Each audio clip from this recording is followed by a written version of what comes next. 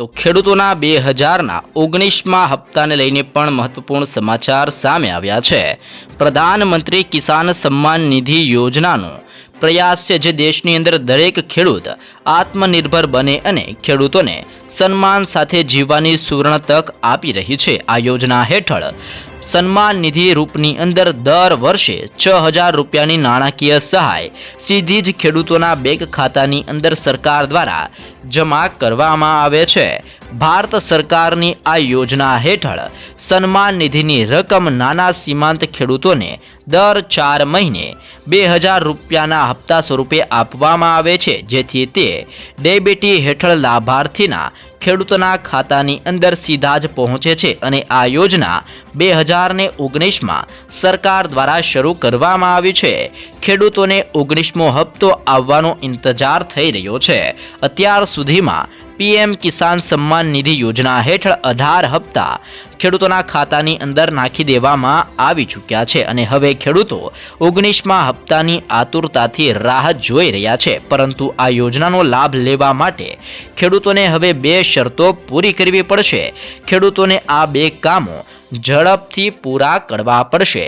PM કિસાનના લાભ મેળવવા માટે ખેડૂતોએ સંપૂર્ણ માહિતી પ્રદાન કરવી પડશે અને તેમનું કેવાયસી અપડેટ કરાવવું પડશે। જો તમે આ યોજના હેઠળ લાભ મેળવવા માટે અરજી કરી છે તો તમારું નોંધણી નંબર યાદ રાખવો પડશે અને કેવાયસીની વિગતો અપડેટ કરવી પડશે। કોઈ પણ ખેડૂતે જે આ 2 બાબતો ભૂલી જશે તેમનું નામ લાભાર્થીની યાદીમાંથી કાઢી નખાશે અને તે ખેડૂતને 19મા હપ્તાના 2000 રૂપિયા નહીં મળે। એટલા માટે તમામ ખેડૂતોને ખાસ વિનંતી છે કે જે પણ ખેડૂતોને હજી પણ કેવાયસી બાકી હોય તેમને કેવાયસી કરાવી લેવું અને જેમને પણ ખેડૂત કાર્ડ નથી કઢાવ્યું તેમને ખાસ કરીને વહેલાસર અરજી કરી લેવી અને 2000નો 19મો હપ્તો છે જે હવે આગામી ફેબ્રુઆરી મહિનાના દિવસોની અંદર ખેડૂતોના ખાતાની અંદર ટ્રાન્સફર કરવામાં આવી શકે જેવી પણ અપડેટ સામે આવી રહી છે। મહિલાઓ માટે પણ મોટી ખુશખબર સામે આવી છે અને કેન્દ્ર સરકાર આપી રહી છે 6000 રૂપિયાની સહાય।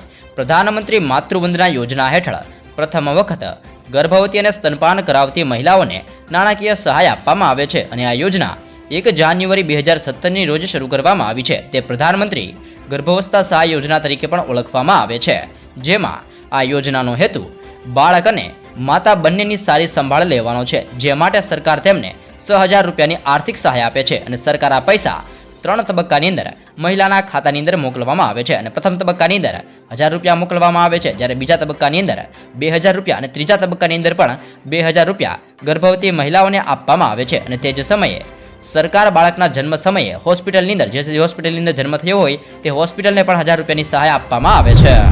ત્યારબાદની સરકાર દ્વારા કરવામાં આવેલી નવી જાહેરાત ઉપર નજર કરીએ તો સ્માર્ટ મીટર ગ્રાહકો માટે સરકારની મોટી જાહેરાત, જેમાં સ્માર્ટ મીટરિંગ પ્રોજેક્ટ ભારત સરકાર દ્વારા રાજ્યની અંદર વીજળી વિતરણ પ્રણાલીને આધુનિક બનાવવા અને રૂપાંતરિત કરવાના ઉદ્દેશ સાથે શરૂ કરવામાં આવેલા સંશોધિત વિતરણ વિસ્તાર યોજના હેઠળની એક મહત્વપૂર્ણ પહેલ છે। અન્ય રાજ્યોની સાથે ગુજરાતમાં પણ તેને લાગુ કરવામાં આવી રહ્યું છે। દેશનો પ્રોજેક્ટ ગ્રાહકોને વીજળી પુરવઠાની કાર્યક્ષમતા, વિશ્વસનીયતા અને પારદર્શિતા વધારવા માટે અદ્યતન ટેકનોલોજીનો ઉપયોગ કરીને ડેટા લેવા અને તેમની ઉર્જા વપરાશ ઉપર નિયંત્રણ રાખવા માટે સશક્ત બનાવે છે। જેમાં હવે સ્માર્ટ મીટર કેટલું સ્માર્ટ છે તેની આપણે માહિતી મેળવીએ તો હાલની અંદર જે મેન્યુઅલ રીડિંગ ઉપર આધાર રાખવાના બદલે સ્માર્ટ મીટર આપોઆપ વીજળી વપરાશનો ડેટા એકત્રિત કરે છે અને તેને વીજળી વિતરણ કંપનીને ટ્રાન્સફર કરે છે। સ્માર્ટ મીટરમાં વીજળી ગ્રાહકના વીજળી વપરાશના ડેટા અને અન્ય માહિતી વીજળી ગ્રાહકને સ્માર્ટ મીટર એપ્લિકેશન દ્વારા નિયમિત અને તાત્કાલિક ધોરણે ઉપલબ્ધ થાય છે। સ્માર્ટ મીટર ગ્રાહકને અનુકૂળ સુવિધાઓ પ્રદાન કરે છે। તેની પાસે અદ્યતન મીટરિંગ સિસ્ટમ હોવાથી તે ગ્રાહકોને સ્માર્ટ મીટર એપ્લિકેશન અને વિતરણ કંપની બંને સાથે વાતચીત કરે છે. સ્માર્ટ મીટર સાથે વીજળી કંપનીની દરેક વિતરણની વિગતની એટલે કે માંગને સરળતાથી સમજી શકે છે અને તેનું આયોજન પણ કરી શકે છે. એટલે કે આ સ્માર્ટ મીટર કેટલું સ્માર્ટ છે, તો આ મીટર છે જે પોતે જ રીડિંગ સમજી શકે છે અને આ રીડિંગ છે જેને તમારે તમારા મોબાઈલ સાથે કનેક્ટ કરવાનું હોય છે. એટલા માટે જે પણ રીડિંગ તમે વાપરશો તેટલું તમારા મોબાઈલની અંદર બતાવશે કે તમે એટલું અત્યારે વીજનો વપરાશ કરેલો છે અને આ માહિતી જે પણ કંપની હશે તે કંપનીની અંદર પણ ટ્રાન્સફર કરવામાં આવશે. આમ ઓટોમેટિક જેટલું પણ વીજ બિલ હવે વાપરશો તે તમારા મોબાઈલની અંદર દર્શાવવામાં આવશે અને તમે તમારા મોબાઈલ થકી જ હવે તમે રિચાર્જ કરી શકશો. જેવી રીતે તમે સિમ કાર્ડમાં રિચાર્જ કરો છો અને તે પછી તમે વાપરો છો, એવી જ રીતે તમે હવે મોબાઈલથી તમારા ઘરનું વીજ બિલ ભરીને જેટલું વાપરો છો તેટલું તમે ભરીને તમે વાપરી શકો છો. અને આ બંને પ્રકારની માહિતી હવે તમારી પાસે પણ રહેશે કે તમે આ મહિને કેટલું વાપર્યું હતું, ગયા મહિને કેટલું વાપર્યું હતું. સાથે જ જે પણ વીજ કંપની છે તેની પાસે પણ આ તમારો સંપૂર્ણ ડેટા જળવાઈ રહેશે. વીજ ગ્રાહકોને આ મીટરથી કેટલો ફાયદો થશે તેની માહિતી મેળવીએ તો ગ્રાહકો રિયલ ટાઈમની અંદર વીજળી વપરાશ ઉપર નજર રાખી શકે છે. એટલે કે તમે કેટલું વીજ બિલ વાપર્યું છે તે તમે તમારા મોબાઈલની અંદર પણ એપ્લિકેશનની મદદથી જાણી શકો છો. ગ્રાહકો તેમના નાણાકીય બજેટ મુજબ વીજળીના વપરાશનું આયોજન કરી શકે છે અને બચત કરી શકે છે. એટલે કે તમને ખબર છે કે આ વખતે આપણું બજેટ વધારે નથી અને આપણે વીજળીનો ઉપયોગ વધારે ના કરવો જોઈએ, તો તે રીતનું તમે તમારા એપ્લિકેશનની મદદથી જાણી શકો છો કે અત્યારે તમે કેટલું વાપર્યું છે અને તમે આગામી દિવસોની અંદર કેટલું વાપરશો ને જેથી કરીને તમે તમારા નાણાકીય બજેટને પણ જાળવી શકો છો. વિદ્યુત ઉપકરણોની ખામીના કારણે વીજ વપરાશની અંદર અચાનક વધારો થયો છે તે જાણવું પણ ગ્રાહક માટે હવે સરળ બને છે. એટલે કે તમે એક મહિનાની અંદર ક્યારેક 300 રૂપિયાનું તમે વીજ વપરાશ કરશો અને ક્યારેક સીધું જ 300ની બદલે જો 900 રૂપિયા થઈ જશે તો તે પાછળનું કારણ શું છે, શા માટે આવું થયું છે, જો કોઈ ખામી છે તો આને સુધારવામાં આવશે. આ તમામ પ્રકારની નવી અપડેટ છે જે તમે આ સ્માર્ટ મીટરની અંદર કરી શકો છો અને જાણી શકો છો કે શા માટે અચાનક આટલો વધારો આવી ગયો છે.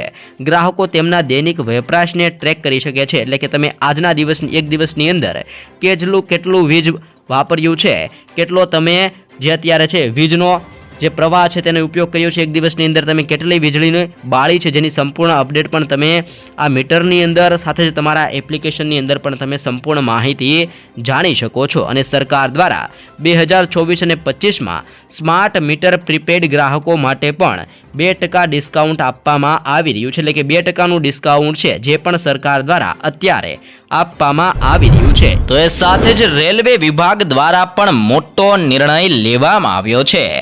ભારતીય રેલવેએ મુસાફરોને રાહત આપતો નિર્ણય લીધો છે. હવેથી IRCTC વેબસાઇટ ઉપરથી બુક કરેલી વેઇટિંગ અને RCA ટિકિટો રદ કરવા ઉપર મોટી રકમ કપાશે નહીં. હવે માત્ર ₹60 કન્સેલેશન ફી તરીકે વસૂલવામાં આવશે. અત્યાર સુધી જો ટિકિટ કન્ફર્મ ન થાય તો રેલવે વિભાગ પોતે જ ટિકિટ કેન્સલ કરી નાખતું હતું ને ટિકિટની રકમનો મોટો ભાગ ચરવીજ ચાર્જ તરીકે કાપવામાં આવતો હતો. પરંતુ હવે આ નિયમની અંદર ફેરફાર કરવામાં આવ્યો છે ને જેથી કરીને મુસાફરોને મોટો ફાયદો થવાનો છે.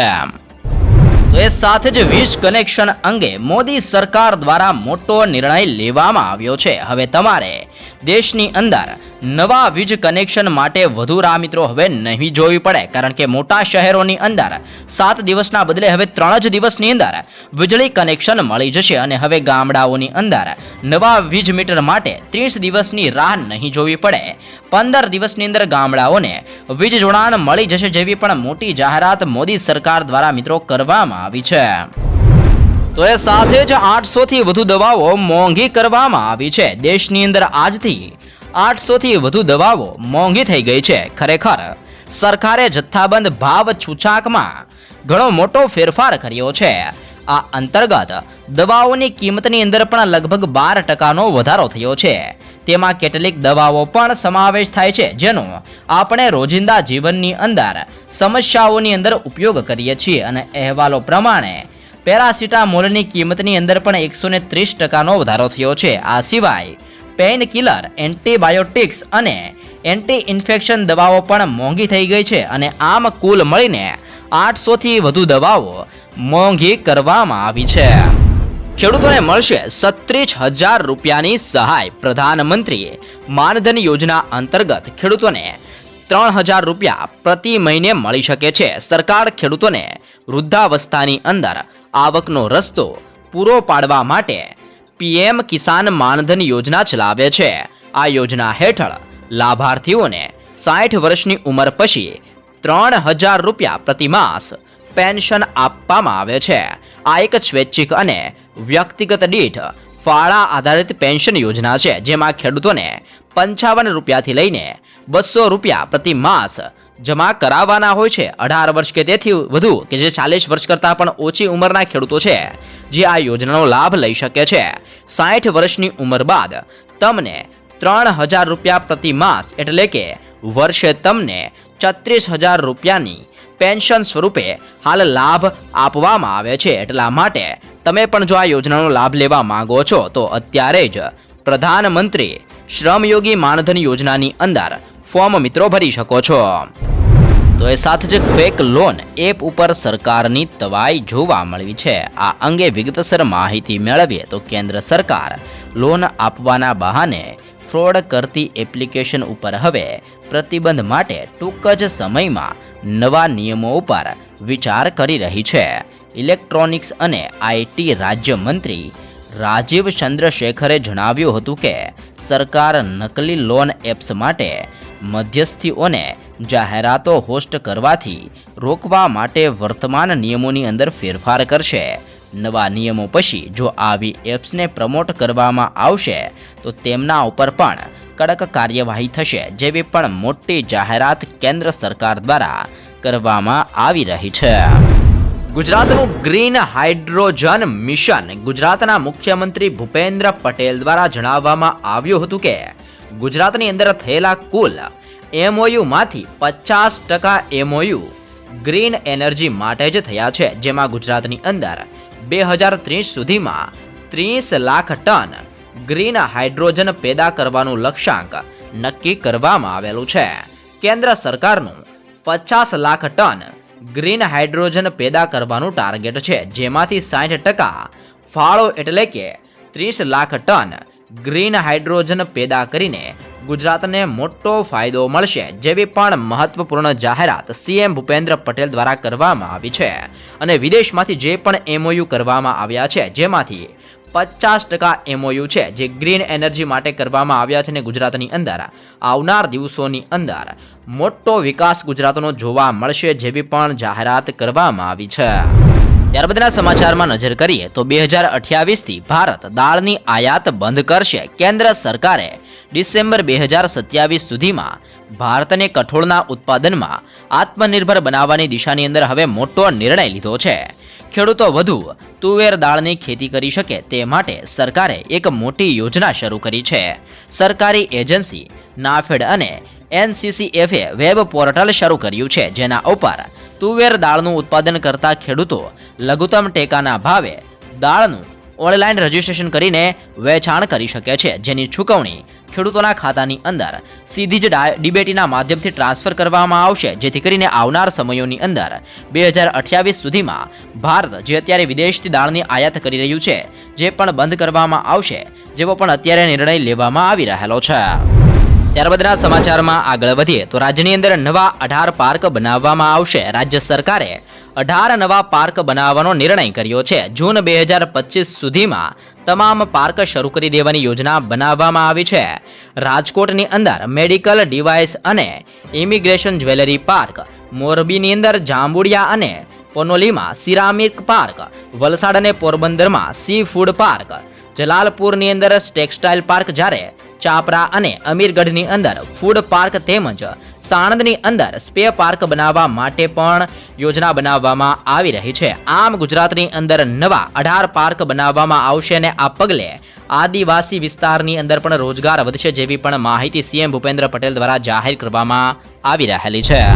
તો એ સાથે જ મિત્રો પ્રધાનમંત્રી જનધન યોજના હેઠળ ખાતા ધારકોને તેમણે જમા કરેલી થાપણો ઉપર વ્યાજ રૂપિયા 1 લાખની રકમનું અકસ્માત વીમા કવચ, 0 બેલેન્સ સુવિધા, રૂપે ડેબિટ કાર્ડ લાભાર્થીને સામાન્ય શરતોથી ભરપાઈ ઉપર તેમના મૃત્યુ ઉપર 30,000 રૂપિયાનો વીમો સમગ્ર ભારતની અંદર ગમે તે જગ્યાએ નાણાંનું સરળતાથી ટ્રાન્સફર સરકારી યોજનાના લાભાર્થીઓ આ ખાતાની અંદર ડીબીટી અંતર્ગત યોજનાનો સીધો લાભ સાથે જ 6 મહિના સુધી આ ખાતાની સંતોષકારક કામગીરી બાદ ઘર દીઠ એક ખાતાની અંદર તેમાં પણ મહિલા ખાતાઓ માટે રૂપિયા 5,000 સુધીના ઓવરડ્રાફ્ટની સુવિધા ઉપલબ્ધ આપવામાં આવે છે. તેમજ પેન્શન અને વીમા સેવાઓ એક્સેસ કરવા જેવી વિવિધ સુવિધાઓ પણ તમને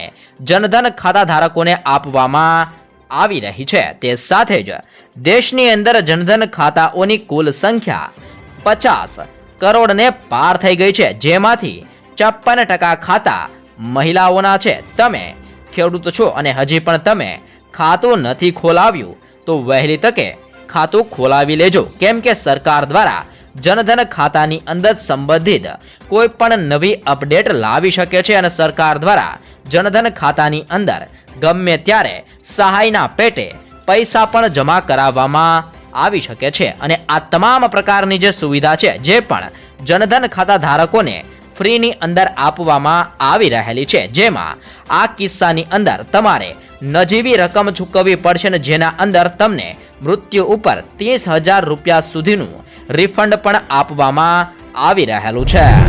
તો એ ઉપરાંત ઇલેક્ટ્રિક વાહનો થશે સસ્તા. બ્રિટન સાથે મુક્ત વ્યાપાર કરારને લઈને ભારત સરકાર મોટો નિર્ણય લેવાની તૈયારી કરી રહ્યું છે. હાલમાં બ્રિટનથી આયાત થતા $80,000 વધુની કિંમતના ઇલેક્ટ્રિક વાહનો ઉપર 70 થી 100% ડ્યુટી લાગે છે, જે સરકાર ઘટાડીને 30% કરવાની વિચારણા કરી રહી છે. અને આવી માહિતી સૂત્રો દ્વારા મળેલી છે. અને ઉલ્લેખનીય છે કે ભારતની અંદર ઇલેક્ટ્રિક વાહનોની માંગ વધી રહી છે, તો બીજી તરફ નીચા ટેરિફથી બંને દેશો વચ્ચે વ્યાપારની અંદર પણ વધારો થઈ શકે છે. અને આગામી દિવસોની અંદર ઇલેક્ટ્રિક વાહનો પણ ભારતની અંદર સસ્તા વેચાતા મિત્રો જોવા મળી શકે છે. ત્યારબાદના જરૂરી સમાચારમાં આગળ વધીએ તો રેલવે સ્ટેશન ઉપર હવે આ સેવા પણ મળશે. ટ્રેનમાં મુસાફરી દરમિયાન તબિયત બગડે ત્યારે તેને તત્વરિત દવા મળી રહે તે માટે રેલવેએ મોટો નિર્ણય લીધો છે. તે મુજબ સસ્તી દવાઓ ઉપલબ્ધ કરવા દેશના 50 રેલવે સ્ટેશન ઉપર પ્રધાનમંત્રી જન ઔષધિ કેન્દ્ર ખોલવામાં આવશે, જેમાં લખનૌ, અહેમદાબાદ, ગોરખપુર, બનારસ, આગ્રા કેન્ટ, મથુરા, ઋષિકેશ, કાશીપુર, દરભંગા, પટણા, અંકલેશ્વર, મહેસાણા, તલમાલ, સવાઈ મોધાપુર અને રાજપુરા સહિતના મુખ્ય સ્ટેશનો છે, જ્યાં કેન્દ્રો ખોલવામાં આવશે, જ્યાં સસ્તા ભાવે દવાઓ પણ મળી શકે છે. ત્યારબાદના સમાચારમાં આગળ વધીએ તો એરપોર્ટ ઉપર શારીરિક તપાસથી છુટકારો મળશે. એરપોર્ટ ઉપર મુસાફરોને સુરક્ષા કર્મીઓ દ્વારા કરવામાં આવતી શારીરિક તપાસથી મુક્તિ મળવાની છે. નિષ્ણાતોની ટીમ એવી ટેકનોલોજી ઉપર કામ કરી રહી છે જેના દ્વારા ફિઝિકલ ચેકિંગ આપોઆપ થઈ જશે. સરકાર દેશના તમામ એરપોર્ટ ઉપર 2 થી 4 ફૂલ બોડી સ્કેનર લગાવવા જઈ રહી છે. અને આ બોડી સ્કેનર અને મેટલ ડિટેક્ટર લગાવ્યા પછી મુસાફરો, એરપોર્ટ સ્ટાફ અને કેબિન ક્રૂની ખાસ કિસ્સાની અંદર જ તપાસ કરવામાં આવવાની છે. તો એ સાથે જ મંદિરની અંદર ટૂંકા વસ્ત્રો ઉપર પ્રતિબંધ મૂકવામાં આવ્યો છે. દ્વારકા મંદિર બાદ ડાકોરના રણછોડ રાયજી મંદિર ટ્રસ્ટ દ્વારા એક મોટો નિર્ણય લેવામાં આવ્યો છે. ટ્રસ્ટ દ્વારા સ્ત્રી અને પુરુષોએ મંદિરમાં ટૂંકા વસ્ત્રો પહેરીને આવવા ઉપર પ્રતિબંધ મૂકવામાં આવ્યો છે.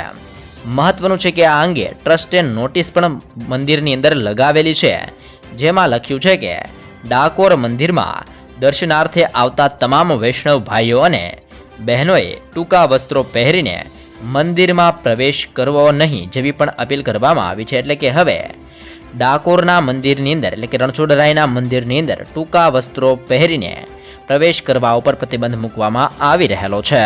તો એ ઉપરાંત દિલ્હીમાં 15 વર્ષ જૂના વાહનો કરવામાં આવશે સ્ક્રેપ. એનજીટી અને સુપ્રીમ કોર્ટના આદેશ બાદ દિલ્હીમાં પરિવહન વિભાગે 15 વર્ષથી જૂના વાહનોને સ્ક્રેપ કરવા માટે કહ્યું છે. અને વાહન માલિકો વાહન વ્યવહાર વિભાગ પાસેથી એનઓસી લઈને જૂના વાહનોને અન્ય રાજ્યની અંદર લઈ જઈ શકે છે.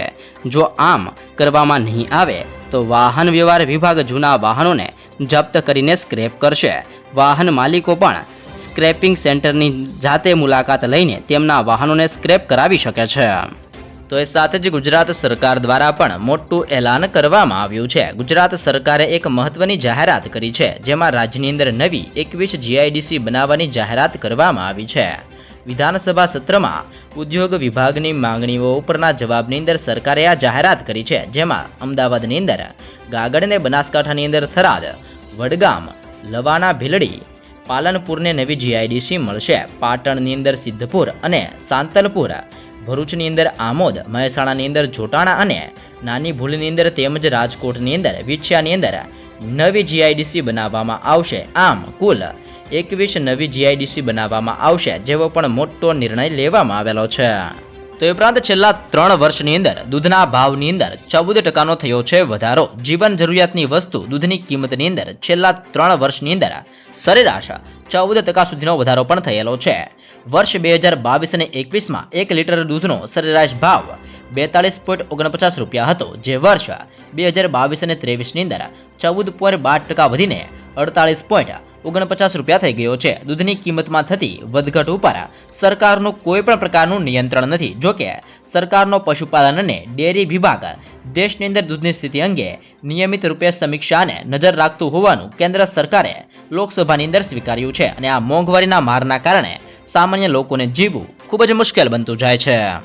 ત્યારબાદના સમાચારમાં આગળ વધીએ તો 1.5 લાખ પ્રધાનમંત્રી આવાસોને મંજૂરી પણ આપવામાં આવેલી છે. પ્રધાનમંત્રી ગ્રામીણ આવાસ યોજના અંગે ઋષિકેશ પટેલે જણાવ્યું હતું કે આ યોજના અંતર્ગત 1,42,186 આવાસોને મંજૂરી આપવામાં આવેલી છે. તેમાં પ્રથમ હપ્તાના 30,000 પેટે 56,358 લાભાર્થીઓના ખાતાની અંદર ડેબિટના માધ્યમથી કુલ 169 કરોડથી વધુ ટ્રાન્ઝેક્શન કરવામાં આવશે. અને નોંધનીય છે કે પીએમ મોદીના હસ્તે વડોદરાની અંદર 1 લાખ, અંબાજી ખાતે 15,000 અને દાહોદ ખાતે 9,800 મળીને કુલ 1,42,186 આવાસોને મંજૂરી પણ આપી દેવામાં આવેલી છે.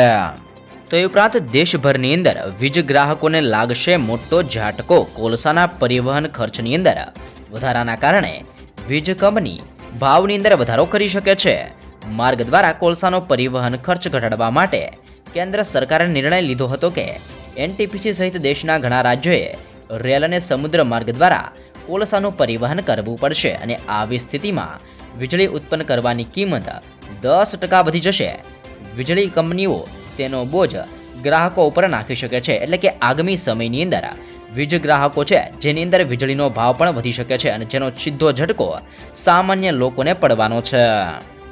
તો એ ઉપરાંત ફ્રીની અંદર ડીશ ટીવી આપશે સરકાર. કેન્દ્ર સરકાર લોકોના મનોરંજન માટે ડીશ ટીવી પણ ફ્રીમાં આપશે, અને આ માટે યોજના બનાવવામાં આવી રહી છે, જેના ઉપર લગભગ 2,539 કરોડ રૂપિયાનો ખર્ચો પણ થવાનો છે. દૂરદર્શન અને ઓલ ઇન્ડિયા રેડિયોની હાલત સુધારવાની દિશાની અંદર સરકારે આ યોજના લોન્ચ કરી છે, જે 2025 અને 26 સુધીની અંદર આ યોજનાનો લાભ લઈ શકાશે અને આગળ જતાં તેને વધારી પણ શકાશે. અને અહીં લોકો પોતાની મનપસંદ ચેનલને ફ્રીની અંદર પણ જોઈ શકશે.